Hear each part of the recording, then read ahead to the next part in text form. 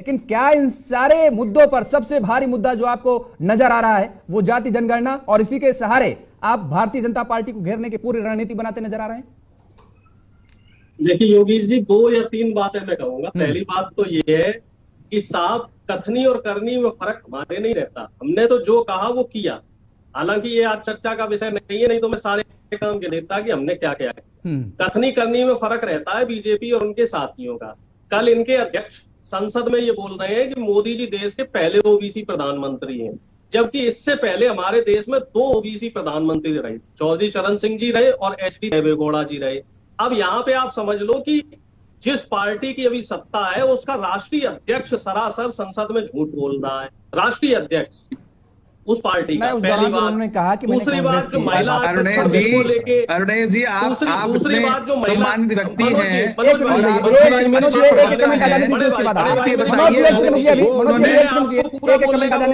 बड़े भैया देखो मेरी बात हो जाने दो। आप अपनी बात रखिए, अरुण जी बोलिए, अपनी बात रखिए। बड़े भाई आपका पूरा सम्मान है। अब दूसरी बात जो कह रहे हैं जी महिला आरक्षण बिल, अब ये बताओ वो महिला आरक्षण बिल लेके कौन आया? लेके भी हम ही लोग आए थे। तब रोड़े कौन अटका रहा था? तब इनके नेता योगी आदित्यनाथ जी हो चाहे तमाम नेता हो, बाकायदा सभी नेताओं की रिकॉर्डेड बयान है। ये लोग गला फाड़ फाड़ के उस समय महिला आरक्षण बिल का विरोध कर रहे थे और हमने तो खुले दिल से इसका स्वागत किया। अगर आप कोई अच्छी नीति लाते हैं तो हम उसका स्वागत करेंगे, क्योंकि यही लोकतंत्र की परंपरा है। हम ऐसा नहीं कि बीजेपी की हर नीति का विरोध करते हैं। मनरेगा जो योजना हमारी लाई हुई थी, आपने इंप्लीमेंट की, हमने उसका स्वागत किया। अब रही बात जो प्रधानमंत्री जी हो या इनकी पार्टी हो बीजेपी, हमेशा ओबीसी ओबीसी चिल्लाती है कि भाई मैं ओबीसी का हूं और ओबीसी के लिए हम काम कर रहे हैं। तो राहुल जी ने यही तो पूछा कि भैया क्या क्या काम कर दिए ओबीसी के लिए, बता दो।